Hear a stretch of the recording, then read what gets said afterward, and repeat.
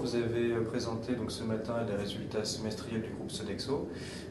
Est-ce que vous pourriez revenir pour nous sur les pôles d'activité qui ont bien marché? Bonjour. Oui, effectivement, on a annoncé ce matin nos résultats semestriels pour la période septembre jusqu'à fin février. Nos deux activités, les solutions de service sur site et solutions de motivation, ça marchait bien partout et dans toutes les géographies.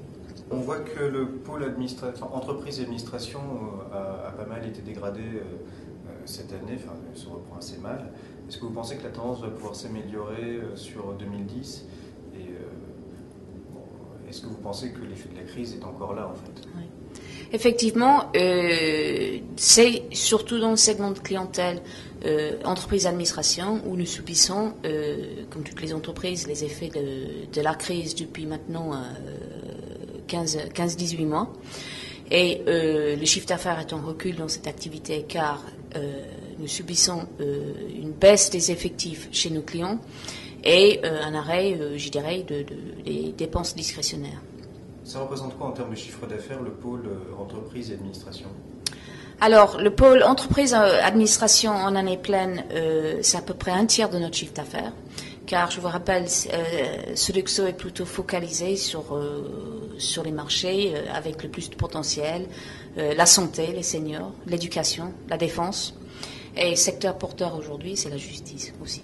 Que pensez-vous en fait de la concurrence que représente le recentrage d'accords sur l'hôtellerie suite à la scission? Oui. Alors, si vous voulez, nous sommes aujourd'hui dans l'activité, ce que nous appelons solutions de motivation. Nous sommes deux concurrents internationaux, Accor et nous. Pour nous, ça fait partie intégrante, je dirais, de notre offre globale de services. À peu près 50% de nos clients en solutions de motivation sont aussi des clients en solutions de service sur site, donc c'est très important, ça fait partie de notre stratégie. Certes, Accor, notre concurrent, a annoncé leur split.